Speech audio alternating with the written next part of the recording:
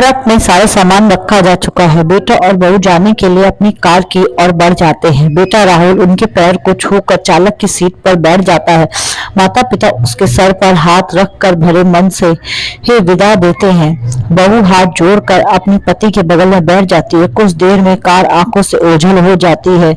माँ कमला अपने चेहरे पर बह रहे आंसू को पोंछती है और पति के साथ धीरे धीरे कदमों से घर की ओर मुड़ जाती है। आज अपने दिल के टुकड़े राहुल को अपने से दूर जाते हुए देख कमला जी का मन भारी हो गया। इतने बड़े घर में अब वह दो ही शरीर रह गए, कमला जी और उनके पति मयंक जी। उनकी आत्मा, उनकी जान, उनका लाल, उनका बेटा राहुल उनसे दूर चला गया है। अपने और अपने पति के लिए चाय बनाकर वह एक चाय का कप पति को देती है। मयंक जी का चेहरा जैसे कुछ पलों में मुरझा गया है। ऐसे लगता है कि वह गहरी सोच में है। क्या सोच रहे हो? कमला जी पूछती हैं। एक आह भरकर मयंक जी कहते हैं, क्या सोचता था, क्या हो गया?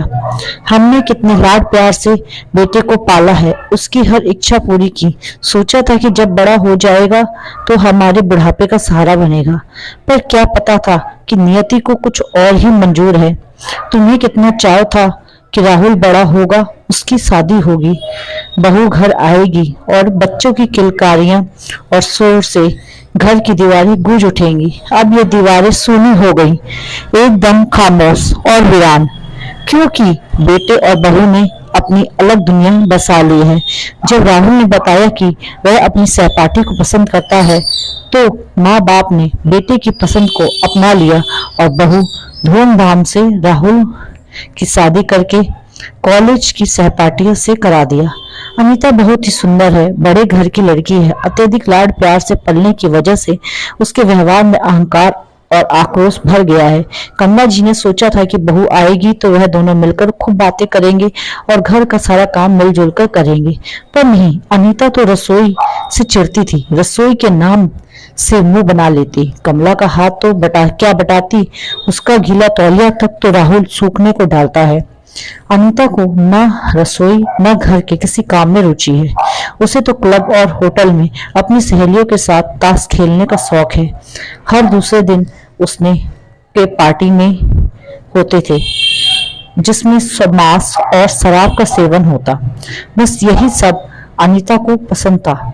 ऐसा नहीं कि उन्होंने अनीता को नहीं समझाया, राहुल से भी बात की, पर अनीता ने तो यहाँ तक कह दिया कि अगर उन्हें यह सब कुछ अच्छा नहीं लगता तो अलग हो जाते हैं। उन्हें उम्मीद थी कि उनका बेटा उन बहू को समझाएगा, पर वह जोरू का गुलाम ने अनीता को समझाना तो दूर उसका साथ दिया। बहू और बेटे ने अलग फ्लैट ले लिया और वहीं शिफ्ट हो गए। समय तो रुकता नहीं, चलता रहता है।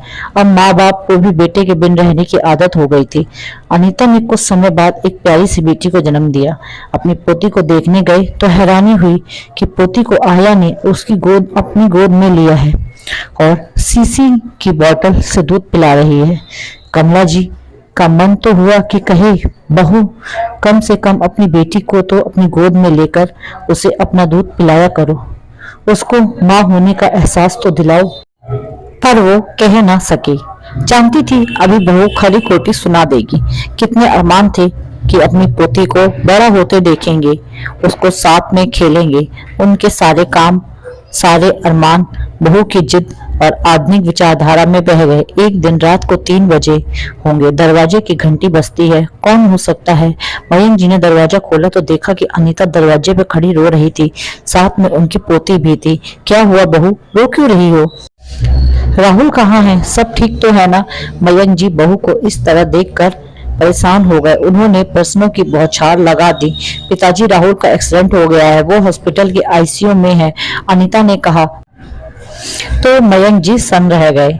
अनीता ने बताया कि रात को एक पार्टी से आ रहे थे। राहुल अपने दोस्तों के साथ दूसरी कार में था। कार एक दोस्त चला रहा था, उसने कुछ ज्यादा ही पी ली थी। एक ट्रक के साथ उसका एक्सीडेंट हो गया। कार में बस राहुल ही बचा है, बाकी 3 दोस्तों की मौके पर ही मौत हो गई। कमला जी और मयंक जी जैसे ही माता पिता की प्रार्थना रंग लाई। राहुल 3 महीने के बाद जब ठीक हो गया तो हॉस्पिटल से मयंक और कमला जी को बोले, ये बेटा अच्छा हो गए, कल उसकी छुट्टी हो जाएगी, हम चलते हैं। अपना ध्यान रखना। अनीता बोली, हमें नहीं साथ लेकर जाएंगे। मयंक जी और कमला जी ने उन्हें अपने अंक में भर लिया और आसमान में संध्या की लालिमा से मौसम सुहावना हो गया। उड़ता पंछी शाम को अपने घरौंदे में लौट आया। घर की रौनक वापस आई। दादा दादी हर वक्त पोती के साथ खेलते रहते, ऐसा लगता फिर से उनका बचपन वापस आ गया। अनीता हर काम में सास का हाथ बटाती। अनीता ने महसूस किया जिंदगी कितनी खुशगवार हो गई है।